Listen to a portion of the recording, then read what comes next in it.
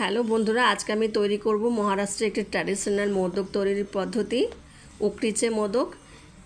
উকড়িচে মানে হলো যেটা স্টিম করে তৈরি করা হয়। এটা খুবই প্রাচীন একটা পদ্ধতি মোদক তৈরি করার। বিভিন্ন ধরনের মোদক তৈরি হয়, কিন্তু তার মধ্যে এটি খুবই প্রাচীন।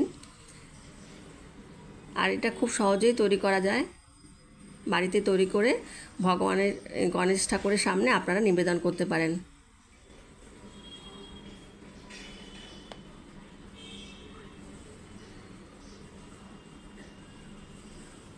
এখন মহারাষ্ট্রে এই গণপতি উৎসব তো খুবই প্রসিদ্ধ, কিন্তু এখন প্রত্যেকটি রাজ্যে এই গণপতি উৎসব পালন করা হয়।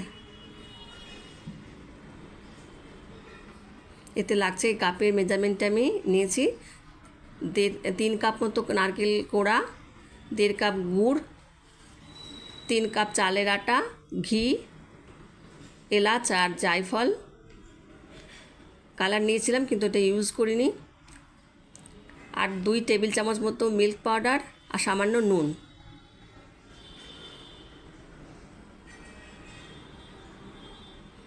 প্রথমে আমি নারকেলের পুরটা তৈরি করব।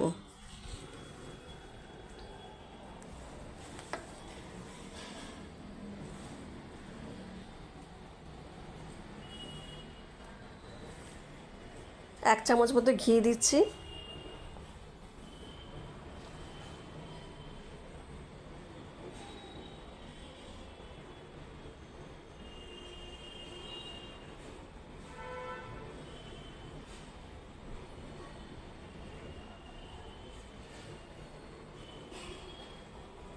ঘিটা মেল্ট হয়ে গেলে এর মধ্যে নারকেল কোড়াটা দিয়ে দেব।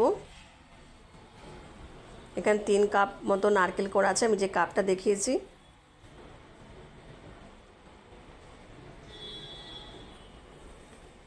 এক মিনিট মতো একটু নাড়াচাড়া করব ঘিয়ের সঙ্গে।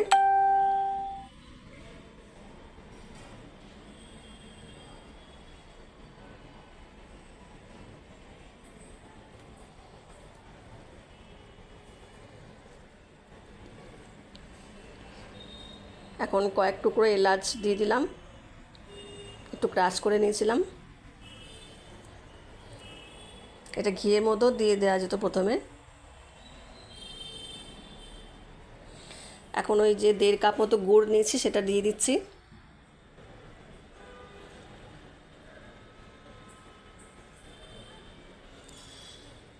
এই দুটো উপকরণ ভালোভাবে মিশিয়ে নিতে হবে। যেমন আমরা নারকেলের নাড়ু তৈরি করি, কিন্তু এই পাকটা মিডিয়াম পাক হবে, খুব কড়া পাক হবে না।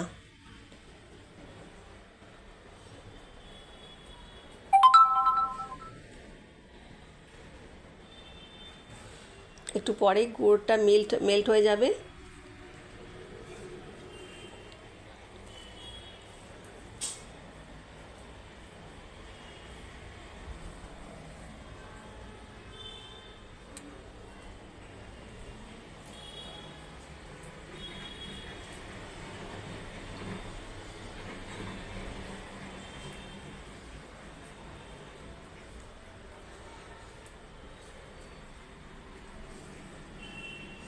এখন আমি 2 টেবিল চামচ মতো যে মিল্ক পাউডার নিয়েছিলাম সেটা মিশিয়ে দিলাম। এবার ভালোভাবে সবগুলো মেশাবো। ক্রমাগত আমাকে এটা নাড়াচাড়া করে যেতে হবে, না তাহলে লেগে যেতে পারে কড়াইতে।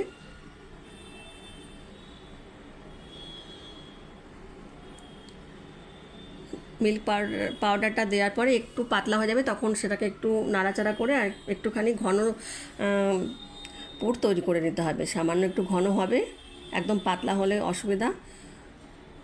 এভাবে একটু নাড়াচাড়া করলেই মিডিয়াম পাকের একটা নারকেলের পুর তৈরি হয়ে যাবে।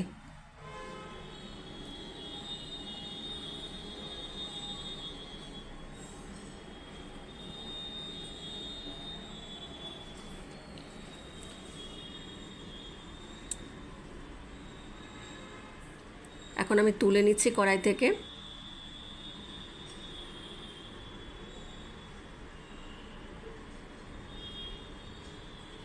এবার আমি যে চালের আটা নিয়েছিলাম সেই আটাটা দিয়ে একটা ডো তৈরি করব।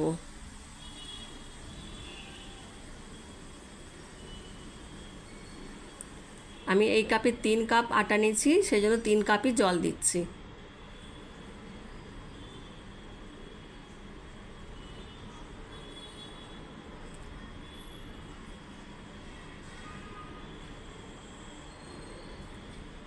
চালের আটা এখানে মোদক তৈরির জন্য স্পেশাল পাওয়া যায়, আমি সেটা নিয়েছি। আপনারা নর্মাল যে কোনো চালের আটা দিয়ে তৈরি করতে পারেন।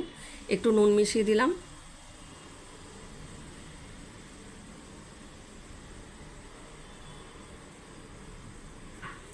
আর 1 চামচ মতো ঘি দেব।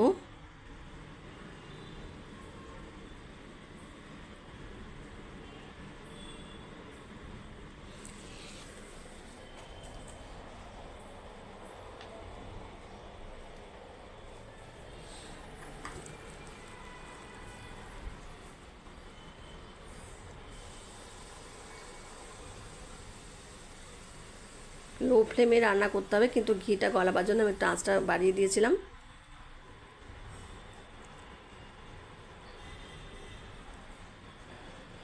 ঘিটা মিশে যাওয়ার পরে আমি এবার চালের গুঁড়োটা পুরো জলের মধ্যে মিশিয়ে 1 থেকে 2 মিনিট মতো নাড়াচাড়া করব, বেশিক্ষণ নয়।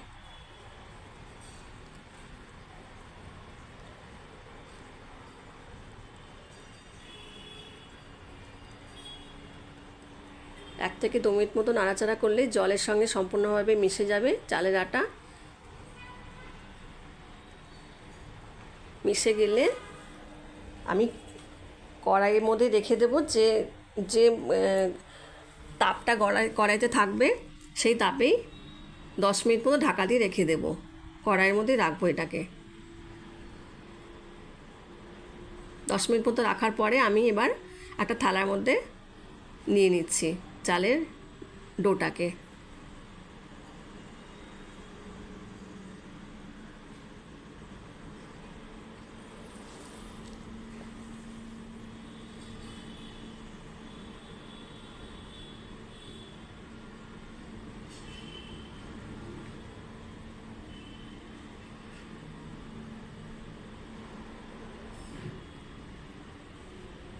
এখন এর মধ্যে একটু ঘি দিয়ে আমি চালের আটাটা মেখে নেব।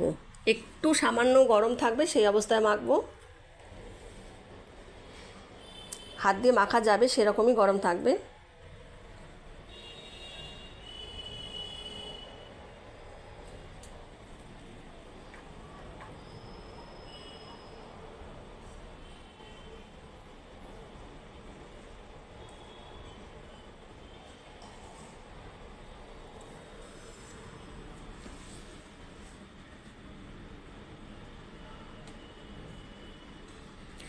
এখন আমি ওই যে নারকেলের পুরটা করেছিলাম তার উপর একটুখানি জায়ফলের গুঁড়ো ছড়িয়ে দিচ্ছি। এতে না এই পুরটা একটু সুন্দর স্বাদ এবং গন্ধ হবে, ভালো লাগবে খেতে। জায়ফলের গুঁড়োটা দেওয়াটা অপশনাল।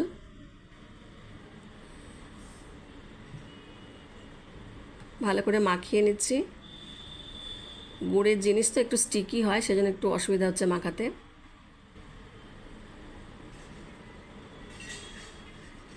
কড়াইতে থাকতেই আপনারা দিয়ে দিতে পারেন এই জায়ফলের গুঁড়ো।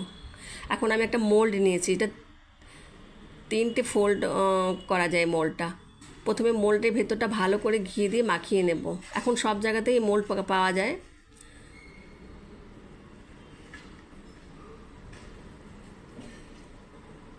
ভালোভাবে আমি ঘি মাখিয়ে নিলাম ভেতরে, তারপর মোল্ডটা বন্ধ করলাম। এখন এই চালের আটাটা আমি মোল্ডের চারপাশে আঙুলের সাহায্যে ভালোভাবে একটা লেয়ার তৈরি করব, কিন্তু লেয়ারটার মাঝখানে একটা জায়গা রেখে দিতে হবে। মোল্ডের ভেতরে মাঝখানে যে জায়গাটাতে আমি পুরটা পরে এটা আটাটা যখন দেওয়া হয়ে যাবে তখন পুরটা আমি ভরবো, সেইটুকু জায়গা রাখতে হবে। চারপাশে ভালো করে একটা লেয়ার তৈরি করে নিতে হবে। বন্ধুরা, এই কাজটা প্রথমে আপনাদের একটু মনে হবে একটু অসুবিধা হচ্ছে, কিন্তু আপনার 2-3টে তৈরি করতে করতেই দেখবেন আপনাদের আয়ত্তে এসে যাবে। এভাবে আমি চারপাশে লেয়ার তৈরি করেছি, তারপর একটা মাঝখানে একটা জায়গা রেখেছি, সেখানে এবার নারকেলের পুরটা দিয়ে দিচ্ছি। নারকেলের পুরটা একটু বেশি দিলে মোদকের টেস্টটা ভালো হবে। এভাবে আমি আঙুলের সাহায্যে ভালো করে সেট করে নিলাম। তারপরে ওপরে যে ফাঁকা জায়গাটা আছে সেই জায়গাটাতে আমি আরেকটু চালের আটা দিয়ে এই মুখটাকে বন্ধ করে দিলাম।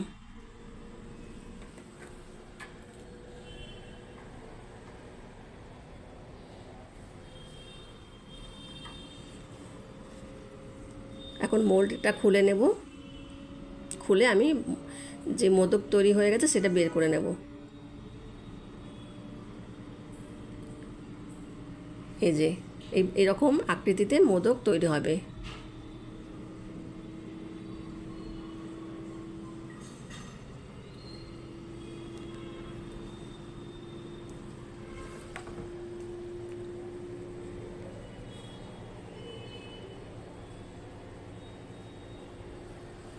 এইভাবে আমি একে একে মোদকগুলো তৈরি করব।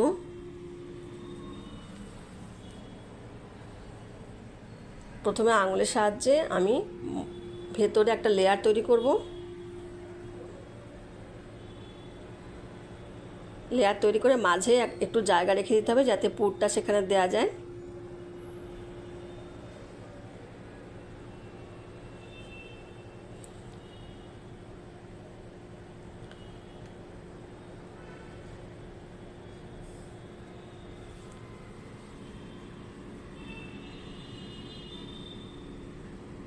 এবার যে জায়গাটা তৈরি হয়েছে সেই জায়গাতে আমি নারকেলের পুরটা দিয়ে ওপরে যে ফাঁকা অংশ সেটুকু আবার চালের আটা দিয়ে সেটুকু বন্ধ করে দেবো মুখটা।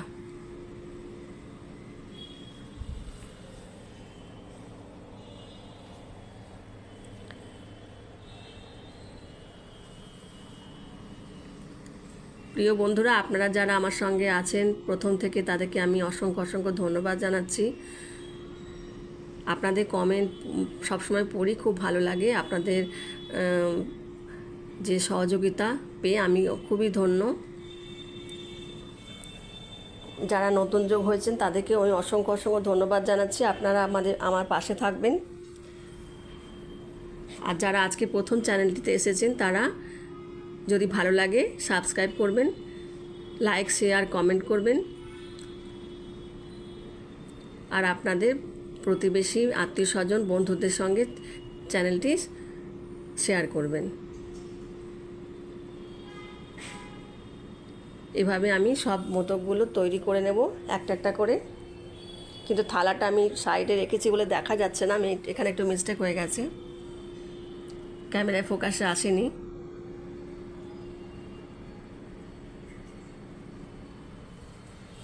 দেখবেন বন্ধুরা, নতুন একটা জিনিস তৈরি করা তার মধ্যে একটা খুবই ভালো লাগা থাকে। নতুন জিনিস তৈরি করা বাড়িতে, দোকান থেকে কিনে তো আমরা সবই করি, কিন্তু ভগবানকে যদি আমরা নিবেদন করে নিজের হাতে তৈরি করা কিছু, তাহলে সেটা আমাদের কাছে খুবই ভালো লাগে। যেমন আমরা লক্ষ্মী পুজোতে নাড়ু তৈরি করি, পায়েস তৈরি করি, ভোগ তৈরি করি, সেরকম আপনারা গণপতি ঠাকুরের সামনেও এরকম মোদক তৈরি করে নিবেদন করতে পারেন।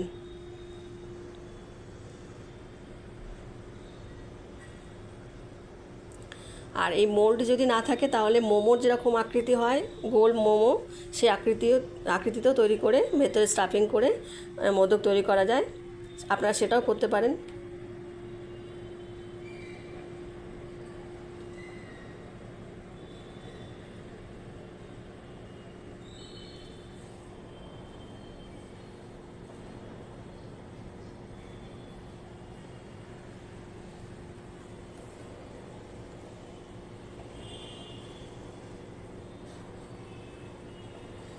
একটু একটু ঘি মাখিয়ে নিলে কি হয়, মোদকটা ভালো সুন্দরভাবে বেরিয়ে আসে তৈরি হয়ে গেলে।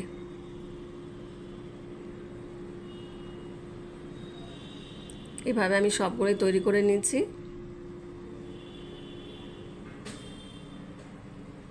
এখন আমি আগে একটু জল গরম বসিয়ে দিয়েছিলাম, কারণ আমাকে এবার স্টিম দিতে হবে।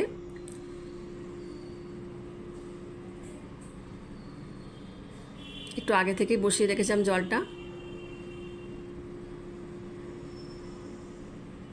এখন এরকম একটা পাত্র নিতে হবে। আপনারা যদি না থাকে তাহলে এমনিতে সবার কাছে স্টিমার থাকে, তো যদি না থাকে তাহলে আপনারা যে আটা চালার যে ইয়েটা থাকে না, চালনিটা থাকে, তার উপরেও করতে পারেন। তার উপরে মোদকগুলো সাজিয়ে এভাবে ঘি মাখিয়ে নিতে হবে প্রথমে।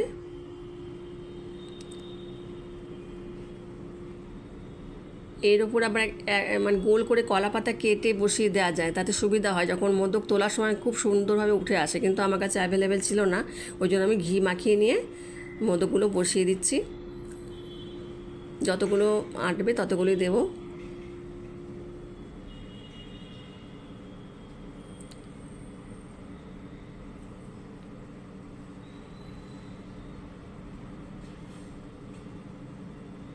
বন্ধুরা, আপনার গণপতি উৎসব খুব সুন্দরভাবে কাটান, খুব আনন্দ করুন। এরপরে তো আমাদের আসল পুজো এসে যাবে দেখতে দেখতে।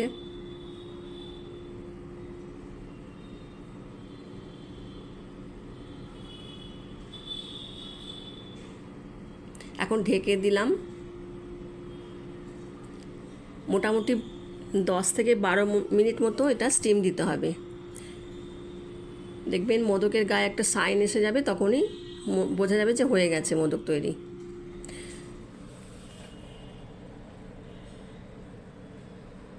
এর মাঝখানে আমি একবার ঢাকনা খুলেছিলাম, কারণ আমি এর ওপরে কেশরের জাফরান যেটা আর কি কেশর, সেটা খুব ছোটো ছোটো টুকরো আমি এর ওপর দিয়ে ছড়িয়ে দিয়েছিলাম। স্টিম হয়ে যাওয়ার পরে একটা সুন্দর কালার আসবে এর ওপর দিয়ে। আমি ফুড কালারটা ব্যবহার করিনি আজকে, কারণ ফুড কালারটা অরেঞ্জ রঙ ছিল বলে আমি ব্যবহার করিনি। ইয়েলো কালার হলে আমি ফুড কালারটা ব্যবহার করতাম। তার বদলে এই কেশরের ছোট্ট ছোট্ট টুকরোগুলো আমি ওপর দিয়ে ছড়িয়ে দিলাম। এখন আবার স্টিমটা বন্ধ করে মোট 12 থেকে 15 মিনিট মতো এটা স্টিম দিতে হবে। হয়ে গেছে আমার, আমি ঢাকনা খুলে দেখছি যে হয়ে গেছে। আর যে কেশরের যে সুন্দর একটা রং তৈরি হয়েছে দেখা যাচ্ছে, আর দেখছেন একটু সাইন হয়ে গেছে ইয়ের ওপরে, মোদকগুলোর গায়ে সাইন হয়েছে চকচক করছে। আমি প্লেটের মধ্যে ঠান্ডা হয়ে গেলে তারপর নামিয়ে নিলাম। এই রেসিপিটা কেমন লাগলো আপনারা জানাবেন আমাকে। আপনাদের কমেন্টের অপেক্ষায় আমি থাকি সব সময়।